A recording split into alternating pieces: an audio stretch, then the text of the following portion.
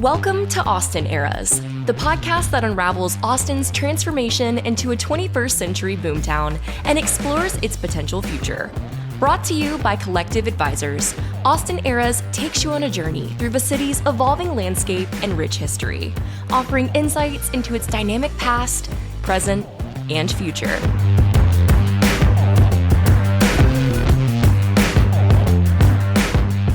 Welcome to the Austin Eras podcast. I'm your host, Adam Flagg, and I have a pair of guests to introduce today for you, Chris and Kelly Mosier. They're brothers with a 14-year age gap and deep roots in the Austin music and media scenes.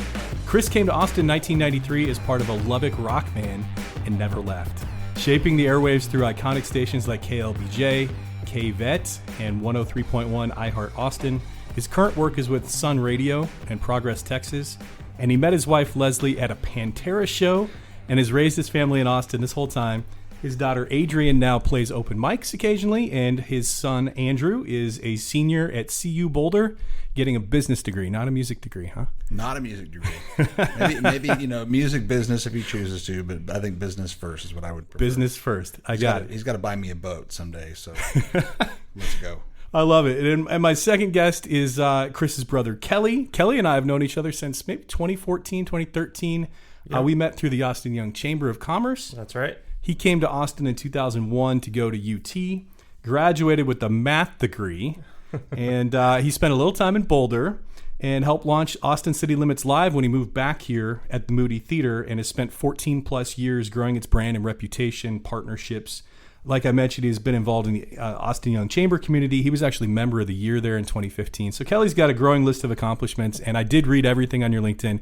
Seems like you have some amazing sales goals and achievements, and Opryland Entertainment's even expanded. So now you're even involved in the Nashville music scene. Yeah, that's right. So 3 years ago, Ryman Hospitality Properties and Opry Entertainment Group acquired Block 21, which is the block that ACL Live and the W Hotel sit on. Yeah. And so now we have, the sister venues in the Ryman Auditorium and Grand Ole Opry and a bunch of other properties that we're able to work with. And you're director of brand partnerships, is that right? That's right. Brand partnerships and premium seating. Wonderful. So if someone wants to get a great seat, they know to go to Kelly Mosier. That's right. Suites, corporate hospitality packages, we can build anything for you. That's amazing. So together, I think the exciting part here is his two brothers, like I mentioned, a 14-year age gap, but I think they offer a unique dual-era perspective of Austin's music evolution, from the slacker heyday to the corporate tech convergence of today and everything in between. So welcome to the show. Thanks for being on. Yeah, thanks for having us. Awesome. I want to start out, since both of you work in different ways in the music business. Kelly on the business side, but you're not just a business guy in terms of you've been to every show. And if I'm going to a show in Austin, I might see you there. I saw you a month ago at Moody Amphitheater. We went to Tedeschi Trucks and the Buddy Guy show. So Buddy, 88 years old, still crunching out those blues licks.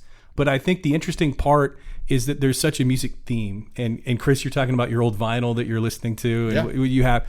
What was music like growing up in your household, knowing that you had the age gap, but what was that experience like as kids? Well, in the pre-Kelly era, there was actually a fair amount of vinyl laying around the house. As I think back to the titles that were around, there's a lot of Beatles. Yeah. There was a lot of Bob Seger. We had some Billy Joel laying around, and stuff like that. It was Mom was one of those screaming teenagers of the early, Beatles era, and so we had all her beat up records that she had played when she was a teenager. So by the time we got our hands on them, they were fairly beat up, but we didn't know any different. And you just pop them on the turntable and listen. Yep, lots of that. I think I at one point found Dark Side of the Moon, which is like a really hard vinyl to find that was just like in a garage somewhere, and I'm like, Mom, this is like one of the ultimate best albums. This, vinyl just sitting collecting dust. There's West Texas dust. Yeah, there's a lot of that. She has somehow come into giant piles of vinyl. Okay. That, as we all know, not all vinyl is created equal. No. And so we typically a visit back home to Lubbock involves, hey, take some of these records. And I'm like, Mom, I've been through that giant pile of records 3 or 4 times. I've got all I want. So anyway, Mom was a lot of music in the house. And actually, our sister, Kim, has one of those old record players that was actually belonged to our grandparents.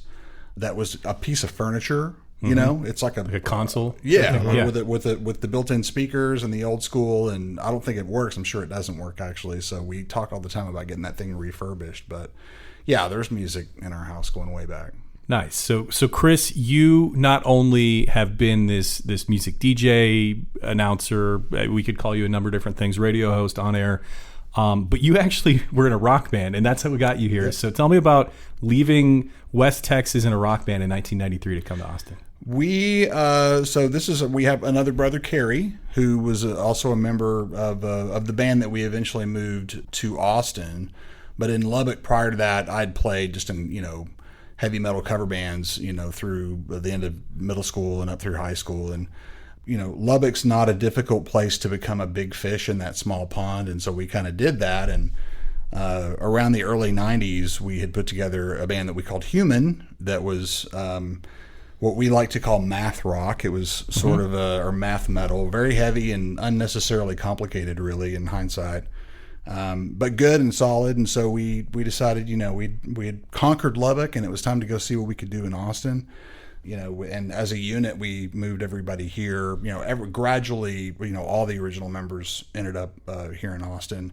We did that from 93 to 2003 is when I left the band. It continued a little bit longer after I left, but we won an Austin Music Award in 2000 in what was then called the Metal Industrial category, which, whatever that means, for the Austin Chronicle.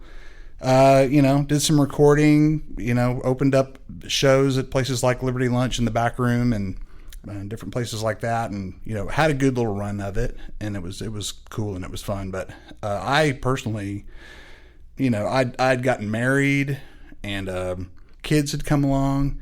And it wasn't so much for me about the obligations of those things driving me out of doing music as it was, I just wasn't angry anymore. I became kind of a happier guy, and it started to feel a little bit disingenuous to be doing this angry music when it really wasn't so much in my heart anymore. And he was more concerned about his hearing as well. I think. My God, my hearing is completely destroyed, even to this day. But yeah, I enjoyed every bit of that. I got where I enjoyed playing and being with the bandmates who were very much family to us. In Kerry's case, literally, but the other two guys were also very, very close. Longtime friends. Those moments playing music were still awesome, but loading in, loading out, being out till 3 a.m, having to deal with drunk people and, whatever, the drudgerous parts became just too much to deal with. And so I finally had to step out. Interesting. So you were involved in that band for, it sounds like, over a decade. Yeah. But all along the way, you were an on-air talent at the same time. Yeah. I worked in radio in Lubbock, and it was kind of the same deal where when we decided we were moving to Austin, started looking around at the radio stations here. KLBJ was, and remains a heritage, huge name, rock and roll radio station. Yeah. There were several legendary DJs working there at the time who happened to also have come from Lubbock. Some of those were Dale Dudley and Johnny Walker and Loris Lowe. And so I think those people, having been there before I got there, may have been partly how I got hired. I was never told that conclusively, but and so there was KLBJ, and then there was KNAC, which was the first or one of the early commercial radio stations to do what we then considered to be college rock. Yeah, we're talking Plimsolls and REM and Sonic Youth and on. Yeah, things that are now considered alternative rock. Back then it was college rock. KNAC was one of the first stations to do that kind of music as a commercial enterprise. And so that was exciting to me as well because I liked all that music. So sent tapes to both, got hired by KLBJ, and off I went. So you're doing that. Kelly comes to UT in 2001. And Kelly, I want to know a little bit about your kind of first or favorite Austin memory. Because I see you at these shows all the time. There's got to be a music scene story or something about Austin that really hooked you and said, hey, I want to stay here after I graduate. Well, I should first say that it was definitely my siblings that instilled my love for music into me at a young age. When I was growing up and they were coming home for the holidays, during Christmas, I knew that I was going to get CDs. as a Christmas gift, right? For those listeners that know what CDs are. But they definitely introduced me to Dave Matthews Band, who's one of my favorite bands, but also Radiohead and Tool and Lyle Lovett, actually. And that might not be my first Austin music memory after moving here for college. I got to step back even further. Chris took me to my first concert. That would be when I was about 12 years old. Yeah. And that was at Liberty Lunch, which is such a legendary Austin, venue. And we went and saw a band called Helmet there, which is another metal band, right? Angry band. Yeah, and Pretty angry, I have no idea how they let a 12-year-old into that venue other than I was with Chris, right? But Helmet was my first show that I was taken to. Third Eye Blind was the first show that I went to that I wanted to go to, which was at Austin Music Hall. And Chris was dating his then girlfriend at that time, Leslie, now wife. They took me to the old Austin Music Hall, which was before it, got rebuilt and now is no longer there. And it's a high rise at 4th and San Antonio or whatever that street is. Those are my first two, I guess, real Austin music memories. But I have a very vivid memory of my sophomore year in college at UT that Chris and his wife and my sister Kim were going to see Lyle Lovett out at the Backyard. And I had never really heard of Lyle Lovett. I definitely wasn't really familiar with his music. And I was actually living in Chris's apartment over off Mariposa and 35 behind the Whip-In at that time. Yep. And they're like, hey, we've got an extra ticket. You got to come. And I'm like, I don't know. I'm not really into just Lyle. Country, Americana, whatever. And they're like, no, you're coming with us. No choice. And I just got chills kind of thinking about it because that venue, the Backyard, was the spot. It was so cool. It had the big tree and outdoors, and it was out in the hill country before, the sprawl of 71 happened. And man, if I had a boat, just Lyle is such an incredible entertainer and songwriter and storyteller. And so that was definitely an early favorite Austin music memory for sure. That place was really, really special. And, for those who have been in town long enough to have experienced the Backyard, I mean, everyone will agree that was, it's hard to think of another place in town existing or no longer existing that kind of had that special magic. And the bones of it are still there. There's a building that's right there off of is that 71? That is 71. Yeah, 71. That if you see that building and you look at it and you can see the mall that now exists behind it, replace that mall in your mind's eye with just miles and miles of wooded forest basically, and you kind of get the idea of what the backdrop of the stage was like when you're seeing the show there. It was something else. I've only been a couple times. I moved here in 2007. I think the Backyard was done by maybe 2010, 2009. Yeah, that's about right. There was a small moment where they tried to create a new Backyard. Yeah. And I did see one maybe just one show there, but that was a quick blip. I'm not even sure who the promoter was or the owner. That was Tim O'Connor. It was. Okay. And to backtrack again for context, Leslie, my wife, was working for Tim O'Connor, who was the proprietor of an operation called Direct Events, which they ran the Backyard, the Austin Music Hall, and La Zona Rosa at that time. Yeah. And so tons and tons of awesome shows, there, tagging along with Leslie. And Tim was a terrific guy and was always so kind to me. Tim was like, of course, I had my actual father-in-law who I had to impress. With Tim, there was another father-in-law that I had to impress. And he was always so cool to me. And we lost him just a handful of years ago. And, very much the almost outlaw style back in the day, if you can imagine just what the Wild West version of live music was back in Willie's day. I mean, Tim O'Connor was central to that. So many incredible stories, some of which might actually be true. But yeah, we miss him. And that was just a great magical time. And, as we talk about Austin, either past, present, or future, the stuff that Tim O'Connor was doing. And might I add that the people who ended up putting together C3, who, of course, did so many great things with ACL Fest and then into Lollapalooza and beyond that, many of those guys were, came up through Tim's tutelage as well. We're either working for him or partnering with people who worked for him. The folks that were doing stubs at the time too, when that place was young. So just a lot of a very, very central, I would say, to the current live music identity that you see and feel and experience in Austin can largely be traced back to Tim O'Connor. So Tim was with Direct Events, and he helped promote the show that you met your wife at, right? Pantera. Right. Pantera's not exactly where I think lovebirds typically find each other. That's a funny story. So at that stage in my employment with KLBJ, one of the coolest jobs I've ever had, really, was, I was in charge of several times a week finding cool rock shows that were happening anywhere in town, contacting the people who were running them, which we had contact with all of them. And so that was no big deal. Hey, we're going to come do a broadcast from the show. And so I'd take what we called an urban assault vehicle, which really was a dumpy van with a microwave microphone connection on it with our logos plastered all over it. And we go park that outside the show and do a few breaks. And if they'd let us introduce the band, we'd introduce the band and just have a presence at the show, and then we'd leave. I'd be there for a couple hours or whatever. And so there was a Pantera show that I actually was hanging out longer because I was going to go to the show. I actually really liked that band.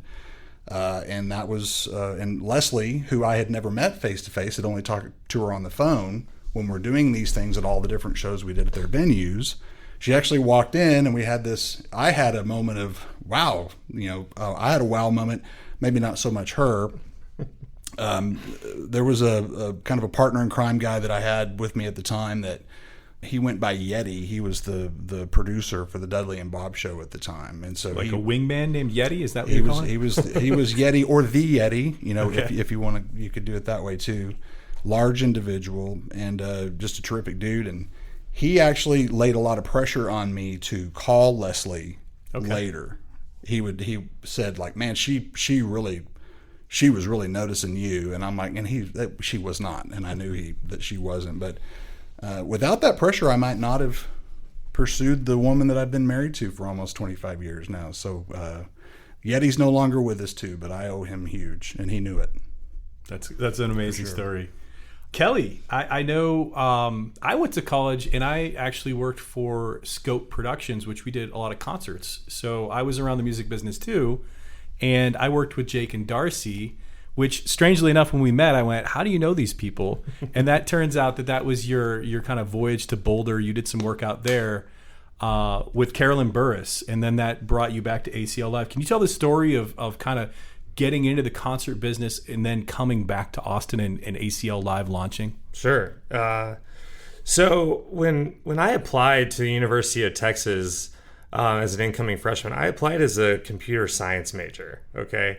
And this is 2001, the internet, the computers is like becoming more of a daily process and part of daily life. And so I'm like, coming from Slayton, Texas, which is, I graduated with about 83 people. Population of 6,000. We didn't have any pre-computer science classes the way the kids in Plano or Katy or Houston or whatever might.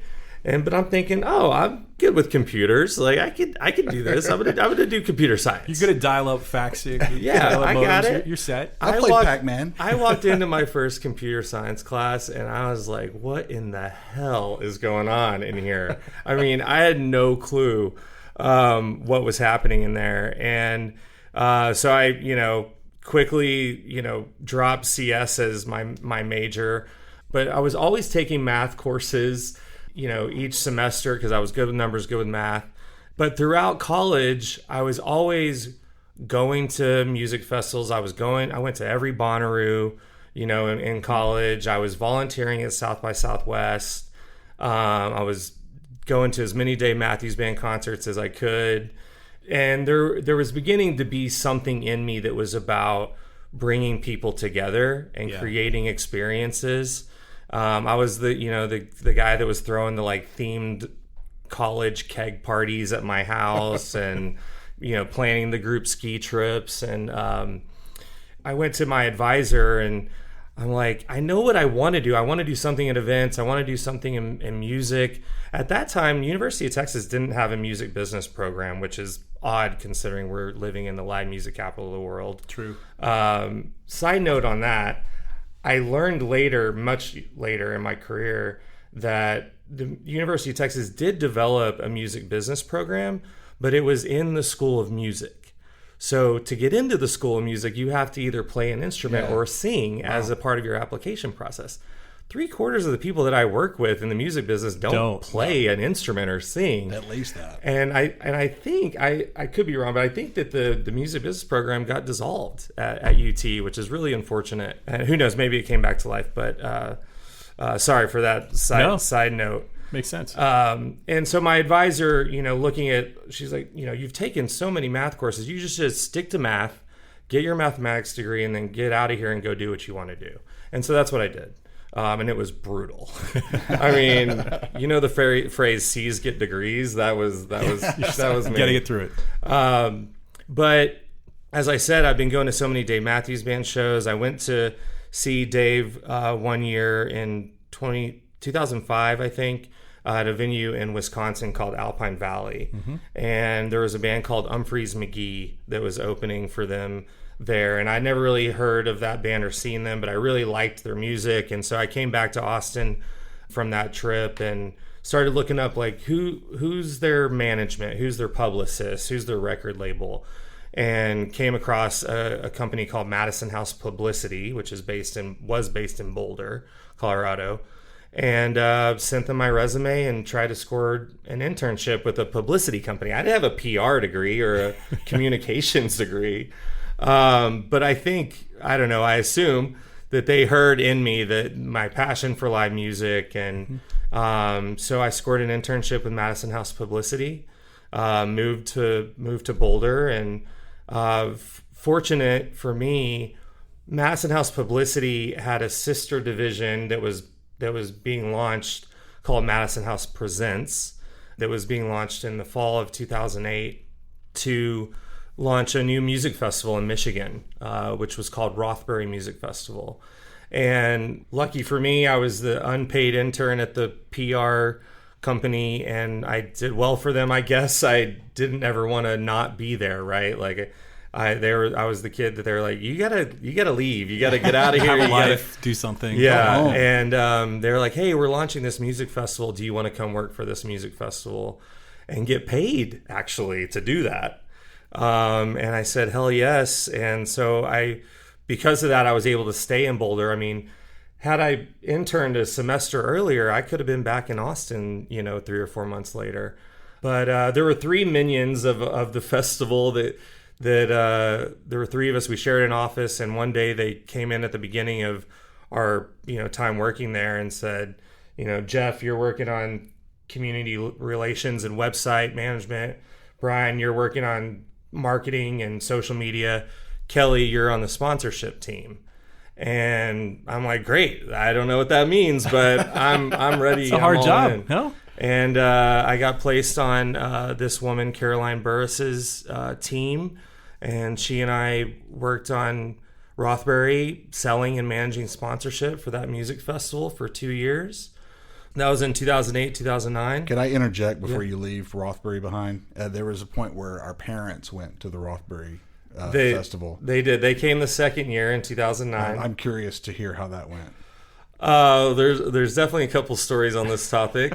That year, Bob Dylan played, Willie Nelson played, but also there was like Phil Lesh of the Grateful Dead played in some capacity. And for anyone that knows the Grateful Dead, they have particular fan they're called spinners, that literally just spin in circles for the entire show. And so the Phil Lesh band is playing, and I take my parents into the crowd because I wanted to introduce them to a bunch of my Boulder friends and colleagues, coworkers. And there was one of these dead spinners spinning completely naked. And our mom goes, this shit you don't see in Lubbock, Texas. And I'm pretty sure that the official Rothbury Twitter tweeted that out as an official quote heard at Rothbury that year. That's so awesome. But they had a great time, and yeah. So I was working with Caroline on that festival. The bridge version of this part of the story is that festival got put on hold, and so all of a sudden she and I didn't have jobs, and she was being pulled from LA to Austin. Her husband was moving here to work at GSD&M, and that's around the time that Stratus Properties, local real estate developer here in Austin, was building Block 21, which is the W Hotel, the residences above the hotel, and ACL Live at the Moody Theater. And Caroline was brought onto that team to head up the business development department, which was sponsorship sales and premium seating sales. And she called me up in December of 2020, like the first week of December, and was like, "Hey, do you want to move back to Austin and open this venue with me?" And I was here 2 weeks later. If she was here, she would joke about the fact that, my official employment start date was December 20th, which is kind of a weird start date considering everyone's leaving for the holidays right Christmas then. Vacation. But she was like, "No, we got to get going. We got to get going." So, and the rest is kind of history after that. I've been with ACL Live for 14 and a half years. That's a really long time, right? With the music business, the way it changes, different venues. You've been there, so you've been there from the start. You've seen all the shows, all the different things. I mean, I assume you don't go to every show, but if I know you well enough, you probably go to a decent amount. Well, when I started there, I was 27, and at that time, it was just Caroline and I were the only two on our team, and we were managing all the sponsorship, all the the seat licenses holders and the suite holders, and so I did go to a lot of the shows then because I wanted to, but I also needed to be there.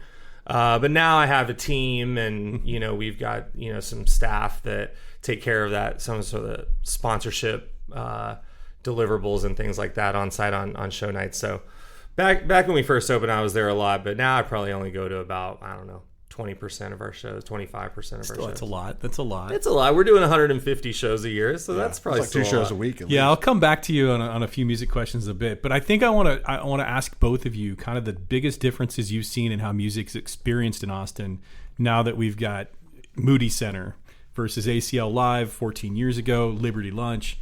What does that look like? What are the good and the bad of what you've seen in the concert scene? When I first hit the scene, it was very much about little smaller, scrappy local shows, or at least that's the way I experienced it. And I think just those venues that you mentioned, Liberty Lunch, in my mind's eye, was actually a moderately kind of major venue. It wasn't big, and it wasn't a big deal, but that was a really cool place to play. So I would say it's like a lot of things in Austin. It's just been scaled up. It's bigger. It's a bigger deal. It's clearly more expensive. Yeah. Just like everything. I think the way I would characterize it is it's modernized. Moody Center is an absolute world-class venue in just about any way you could slice it.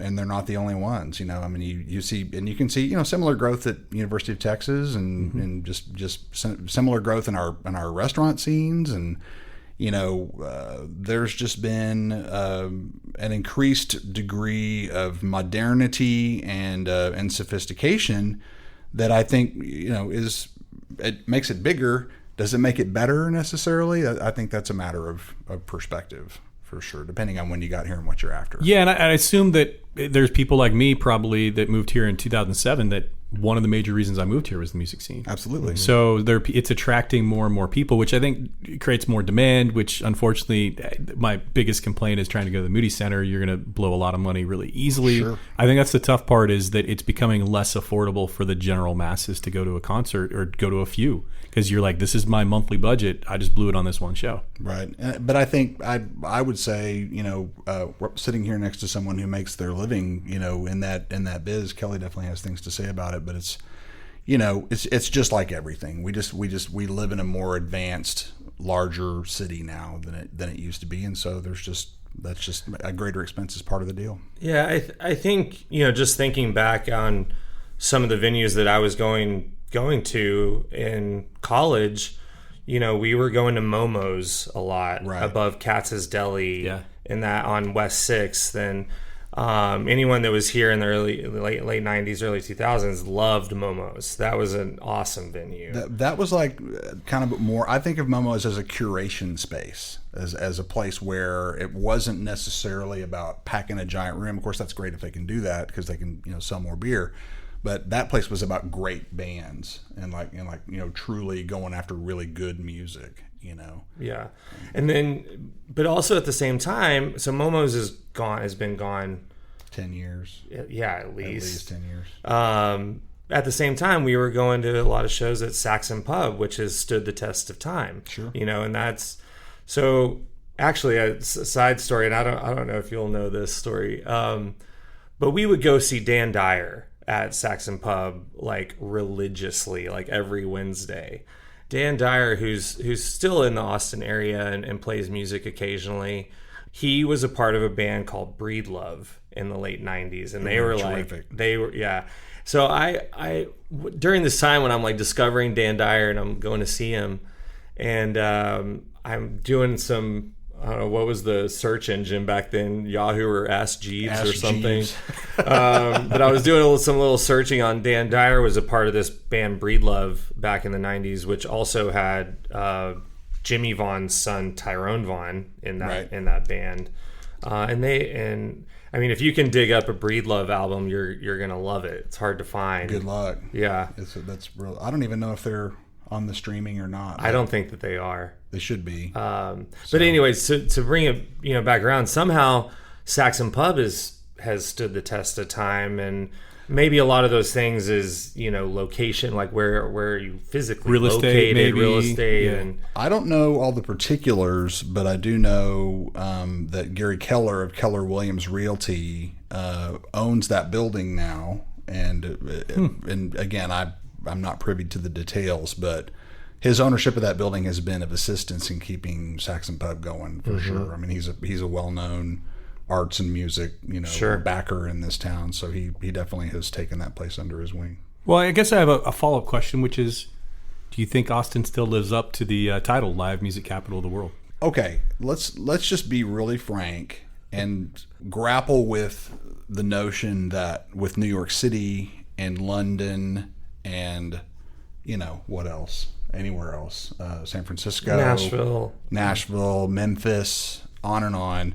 Was Austin really ever the live music capital of the world in a literal sense? I mean, it works as a slogan, and I think it totally does work as an ethos. Mm-hmm. It works as what we think of ourselves, of living in this town, and what we wish to strive for and live up to.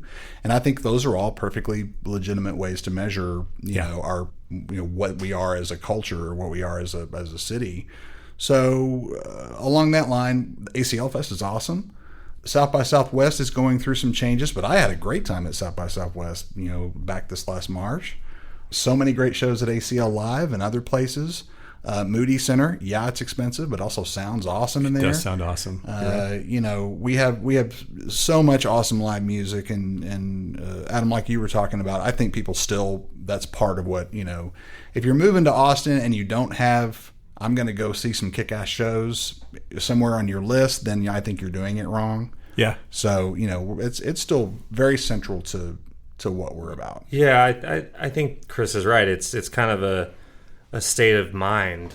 Yes. It runs in tandem with the Keep Austin Weird slogan from years ago, right? Yeah. Like that's kind of, it's more that state of mind about who we are and what Austin kind of lives for. I mean, if you drive or walk down Broadway in Nashville, there is live music in every single bar, every single day from like 10 a.m. to 2 a.m. You're right.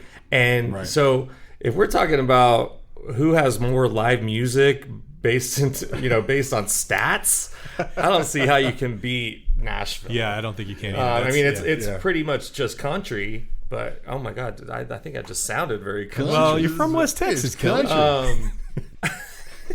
You want to do that? I want to hear you say country again. Country. Let's just try that. Kelly, it's country.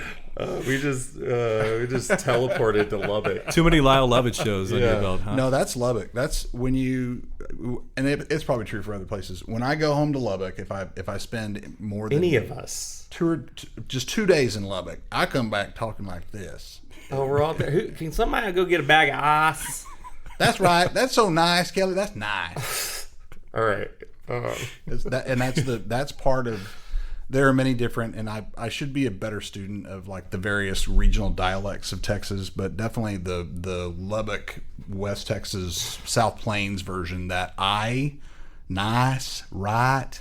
That's very much part of that particular strain, I would say, from a dialectic sort of analysis. But to bring it back to, Continental Club is legendary, and that's been there forever, and Seaboys, is I can terrific. Walk to Seaboys from where I live, and there's great music there.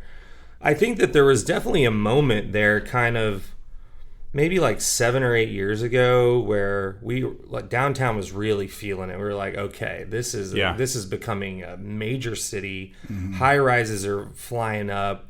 The Red River District is really taking a hit, and not to plug our original parent company, but that's around the time that we opened 310, which is the smaller club below ACL Live. Sure. And that was, before that, it was like a pizzeria Italian restaurant. And, Stratus looked at what was going on in the city and said, there's, live music venues that are shuttering all over the place because they can't keep up with the property taxes.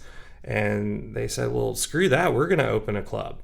We're going to open a small club that's, 400 cap, and so that we can have local bands come through there, and same sort of vibe as a Continental Club or a Seaboys or a Momo's. Mm-hmm. So I think maybe we've kind of passed that now, and so we've got we're back in a better state, and just in terms of music venues existing, right? Talking about ticket prices and all those things, that's a whole nother topic. Yeah, it's hard.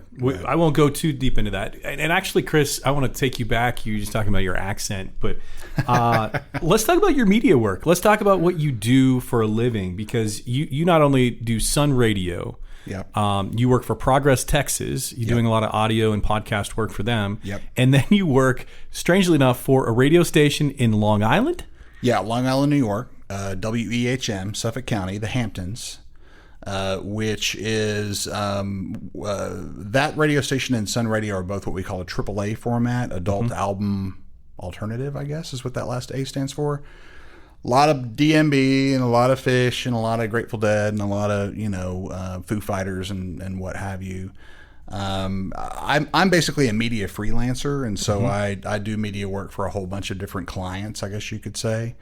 Both, and that's kind of the state of radio these days is kind of that way, where there are not a whole lot of people who are doing one show for one radio station and that's their job. Yeah, there are a few morning people frequently. That's their gig.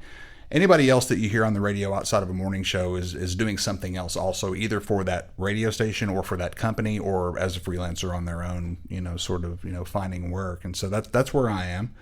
So I'm doing, similar work for Sun and for EHM. It's fun, talking about kind of local flavor like we have with Austin. EHM's a terrific little mom and pop radio station, and similar format. The difference is where on Sun Radio you're going to hear a lot of Charlie Crockett and Leon Bridges and ZZ Top and Stevie Ray Vaughan and Willie and things like that.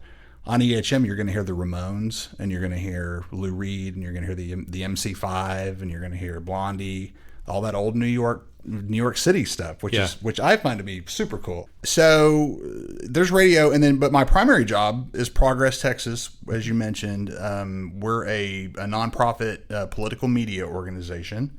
We are unabashedly left. We are progressive in nature.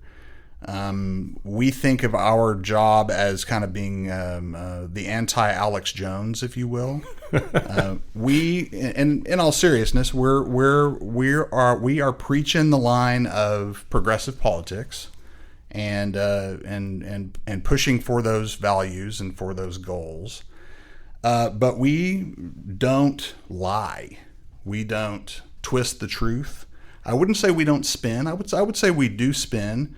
We try to, present the way we see politics and policy and all these other things in ways, whether they're right or whether they're wrong, or whether they can be corrected, or whether they can be improved, or whether they should be happening at all, or should we maybe do this instead. We're all about that, if that's the way you want to define spin. What we don't do is spin things away from reality. We're not going to lie to people who are taking in our material. So we've been having a blast, with the end of the session. All through the session is a slog for people who are progressive, because we're just not in a position of any kind of control. So we're doing our very best with that. But it's hard. But it's a scrappy team of there's 7 of us total, I think, and we've got people all over the state, Dallas, and I'm holding down Austin. We have San Marcos and Alpine, and we have people all over the place.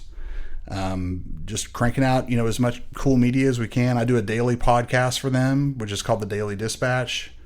If you think of NPR News Now, for example, sure, which is largely what it rips off, frankly, it's a 7-minute sort of 7 to 10 minute collection of here are the headlines, here's what's happening now, here's what we think about it, here's how it relates to things we've already told you about.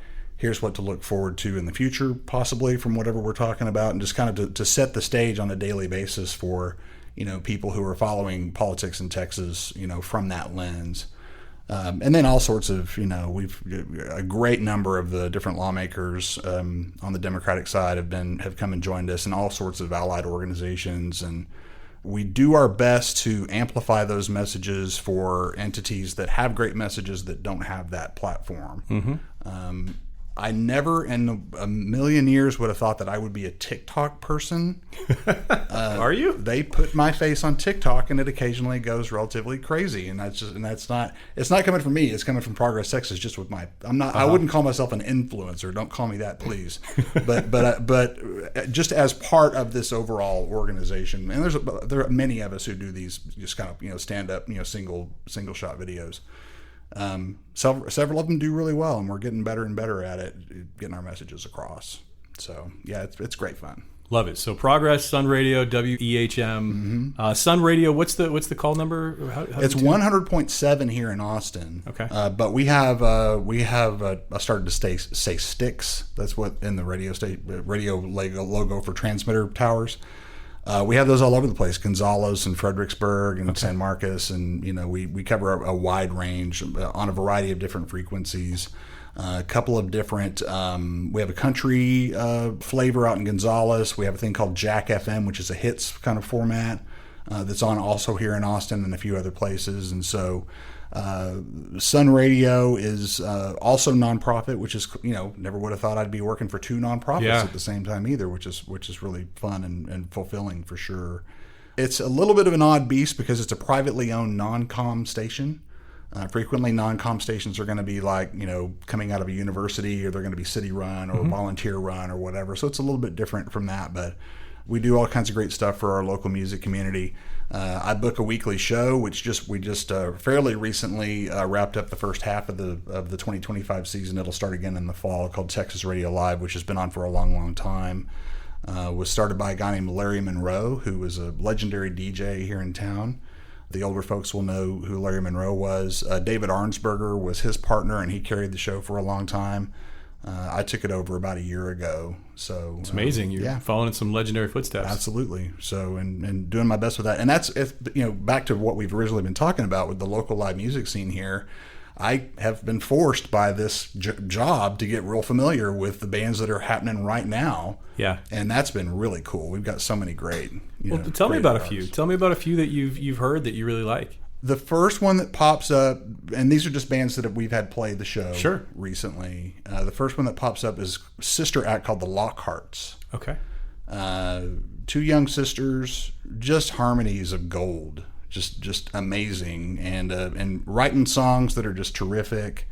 That's another band. Speaking of the story with Breedlove that I wrote about them, that if they're not huge soon, that there's something wrong. I would say that about the Lockharts for sure. I think they're definitely going places. Elijah Delgado played the show this year. Yeah, he's terrific. He's awesome. And I'll confess something here. When I first started booking, we moved the show to a new home at Half Step on Rainy Street at the beginning of the season, and that's a great place too. Was it right about the time that the most recent Sonic Guild awards list came out? So I immediately began poaching it, and so I think we've at least half of the 2025 honorees have played this year, or we have them on the schedule to come up soon. So just a ton of really, really great bands. The Point is one of those bands, probably the one that defies categorization. I've been hearing about them. They're amazing, and it's real hard to tell you what they do. Okay. There's blues in there, there's jazz in there, there's rock and roll in there, there's a little folky sort of stuff in there. It's and you would think, how could that possibly, you're throwing literally everything, in the kitchen sink and hoping it tastes good. They do a really, really great job, really evocative, mostly instrumental music actually. And I told them during our show, they remind me, not so much that they sound like them, but they remind me of Explosions in the Sky. Yeah. Mm-hmm. Which have their own trip and their own thing. They've had great success in visual medium and like being part of TV shows and movies and whatnot. And I mentioned to the Point that hey, if the records don't sell, move on into TV and movies. I think they do really well. So we just have sunradio.com is the website, and I'm pretty sure there's an archive of shows there, which makes for, if you're interested in who's played before, there's a great big long list there. That's awesome. Well, I'm sure people will take the Lockharts, Elijah Delgado, The Point, and check them out. Support local live music. I'm going to say let's take a break for a second. We've covered a lot, from Liberty Lunch to ACL Live, politics to Pantera. Let's take a quick word from our sponsor before we explore what keeps Austin's music alive for the next generation. Calling all Austin business professionals and community leaders. Revitalize your after-work plans, and let's kick off a new tradition with the Austin Social Circuit.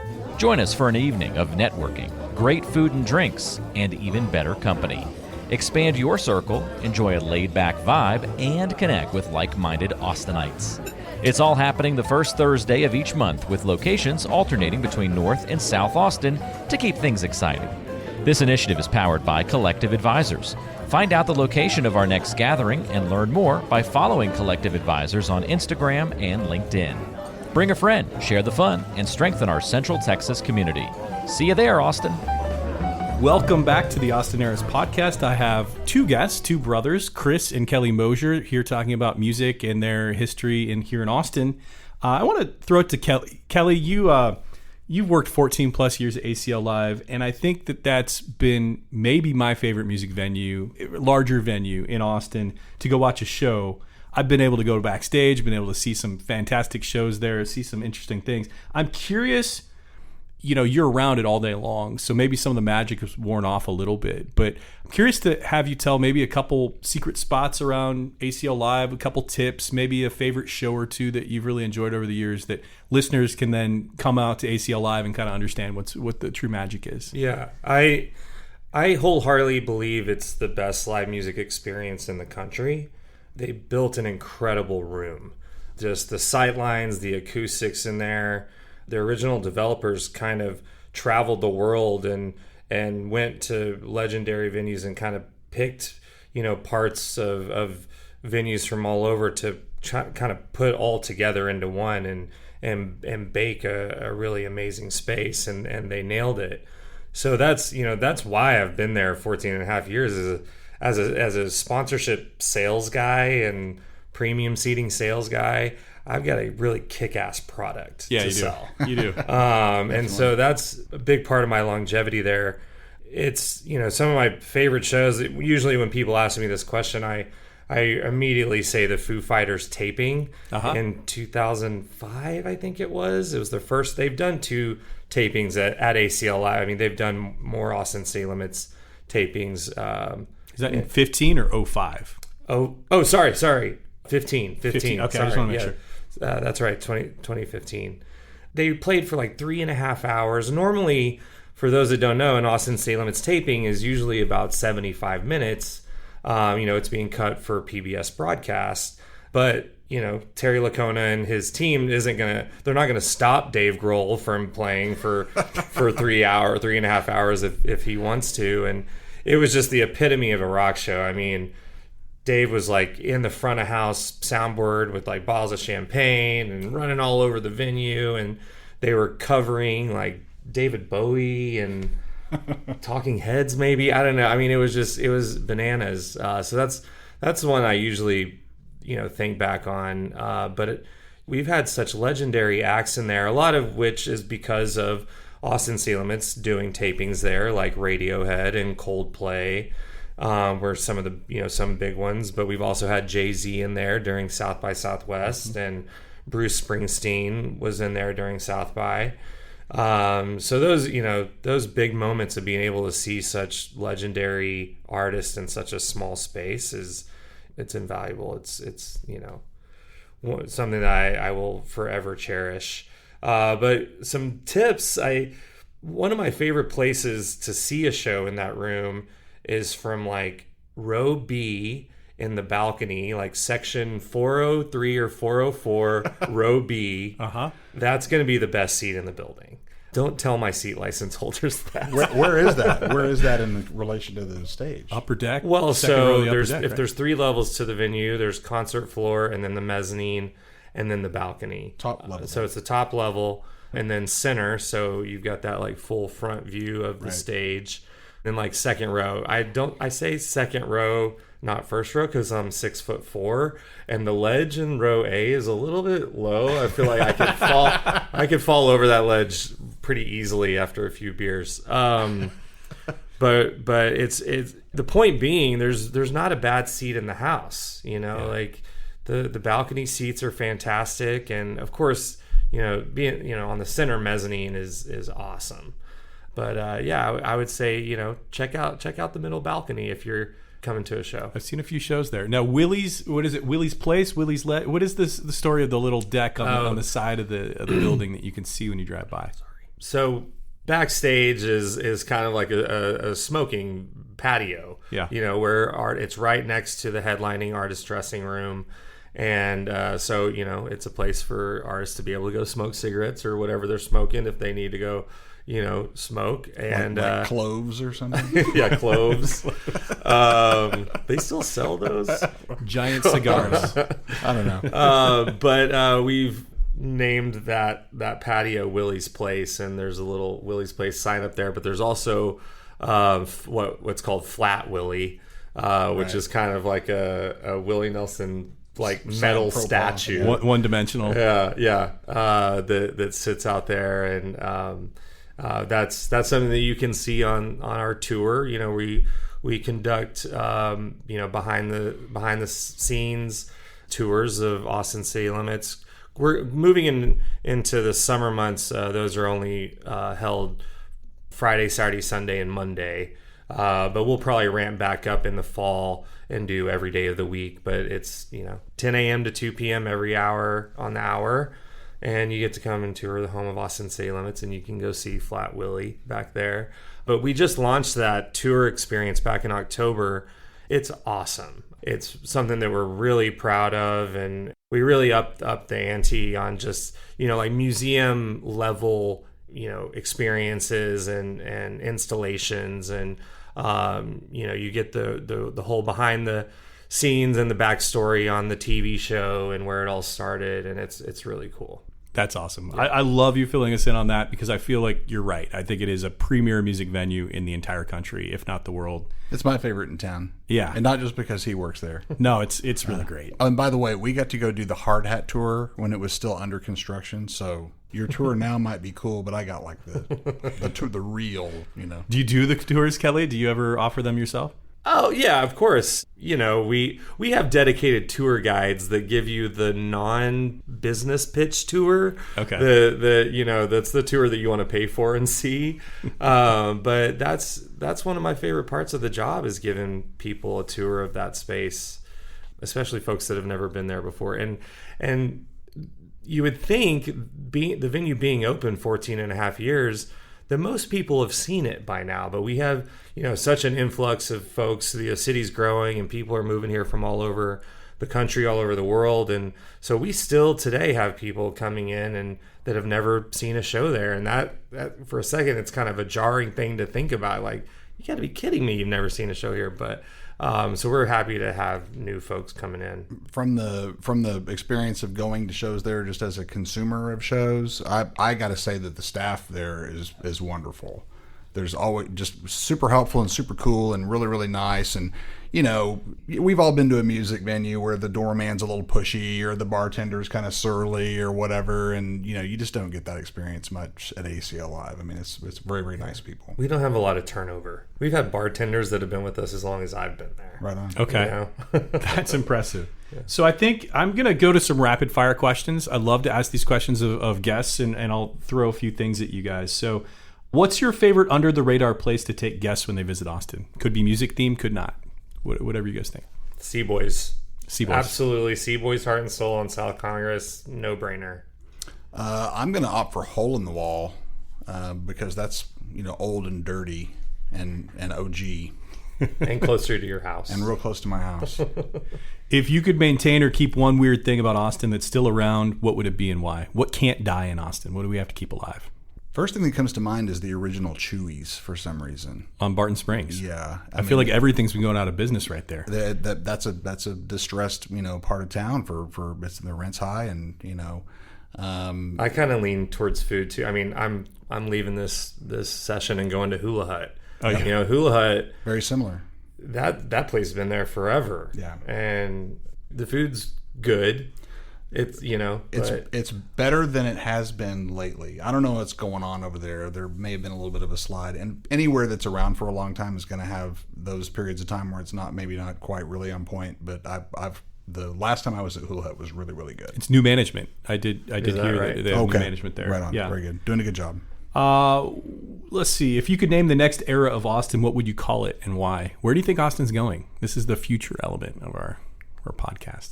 Brand partnerships, brand sponsorships. I feel like you've got, Kelly, you have the finger on the pulse of like what businesses are wanting to spend or where they want to go. What do you think corporate Austin is looking at?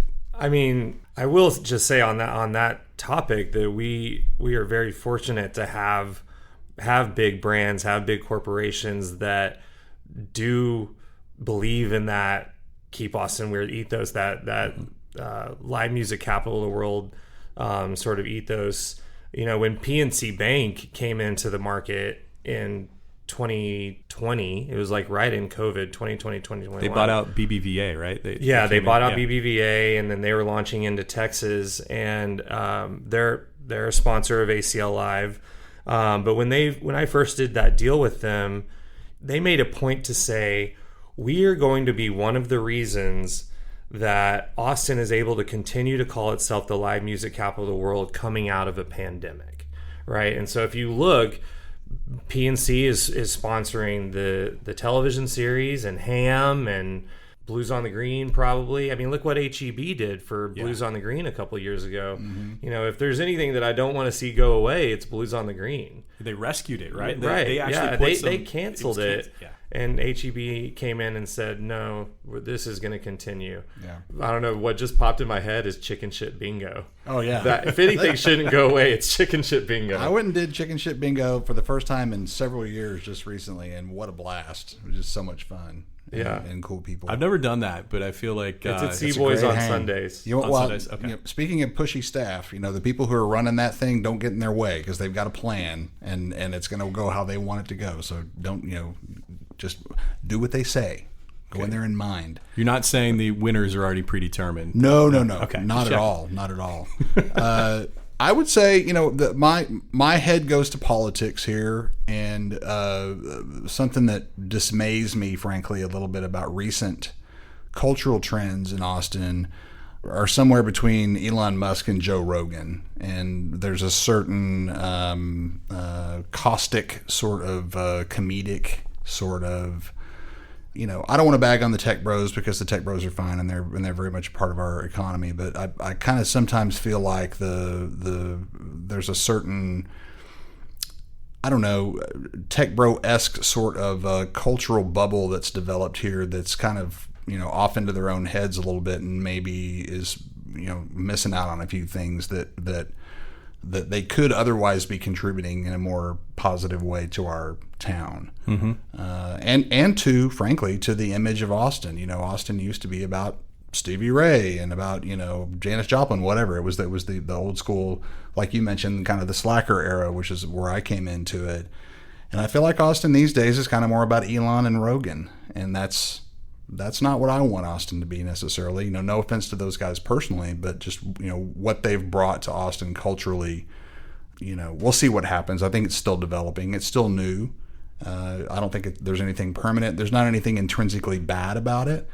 I just am not, you know, it's maybe not quite to my liking. I'm not the type of old school Austin person to complain about change. I try to embrace change as much as I can, but that particular aspect of Austin's change has not been something that I've really enjoyed. The one thing, I mean, you mentioned Rogan, though. I mean, how Austin has become this comedy hub. Yeah. I don't really know that any of us saw that coming. I didn't think Rogan had the power to do that in the first place, to be honest. Yeah, I mean, That's it's real. I run into people all the time that are literally coming here for comedy, not for music. They're flying in from LA or wherever to catch, you know, I don't know, Kill Tony at the Mothership Right. or just go to, you know, Creek and what is it called? Creek in the Cave. And for the comedy, so there's something interesting there, I think, about, you know, how the city's going to evolve as a comedy destination.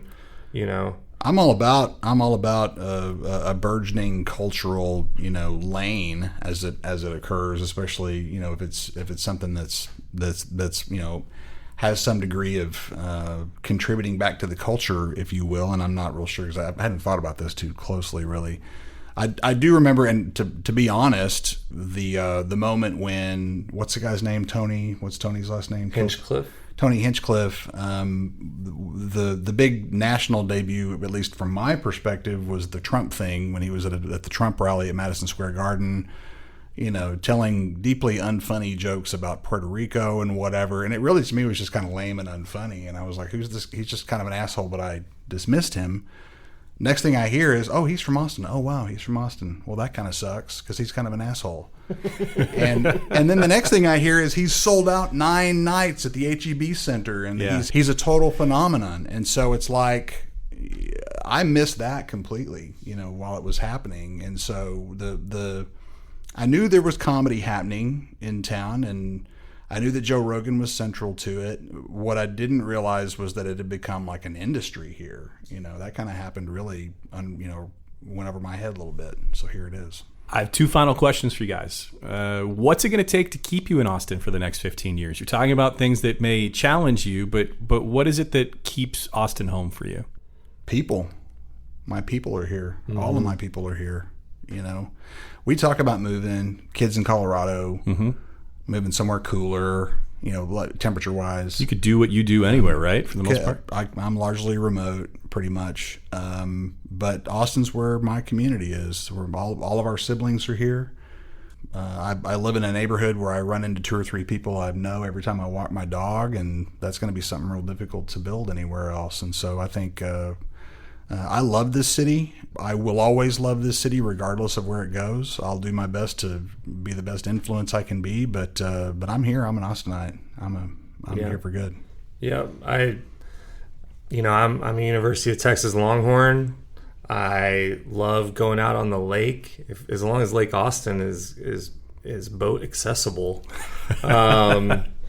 As long as Barton Springs is Barton Springs, yeah, you know, and the food scene is going to always be great here. But yeah, but my network of friends and family is definitely the anchor. All the other stuff's kind of icing on the cake. Both of my kids went to school in Colorado. One of them's still there. Both of them can't wait to get back here. And there was a period of time where, you know, there's a place on Mopac where you're driving north on Mopac, and as you cross the river, there's that dynamite view of downtown. We live pretty close by there, and so we'd be driving in there, and I made a habit of, look, kids, look what a cool view, what a cool town you live in. And it was always like, yeah, whatever, Dad.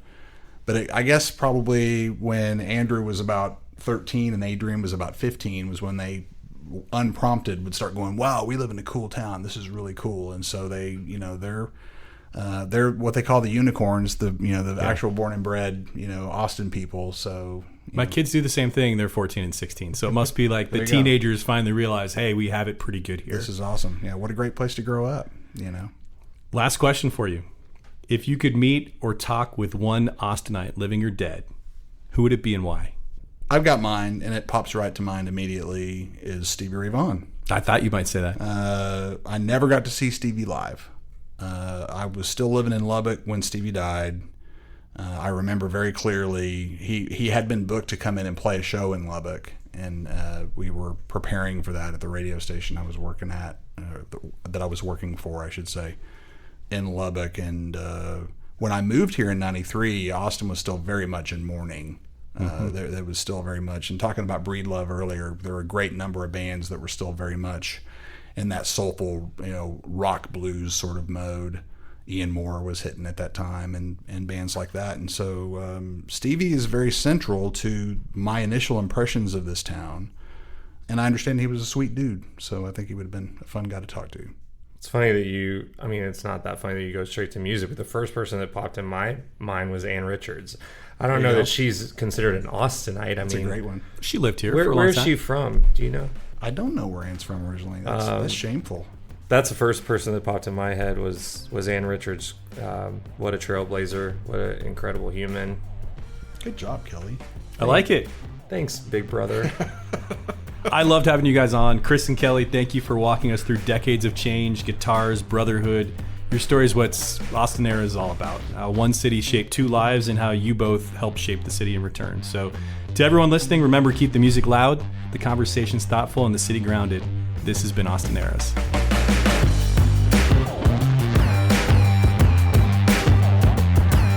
Austin Eras, featuring Adam Flagg, is brought to you by Collective Advisors. Collective Advisors offers investment advisory services through CWM LLC, an SEC-registered investment advisor. Guests on Austin Eras are not affiliates of CWM LLC, and opinions expressed by guests may not reflect those of CWM LLC. This show is intended for educational and entertainment purposes and is not intended to provide specific legal, tax, or other professional advice. For a comprehensive review of your personal situation, always consult with a qualified professional.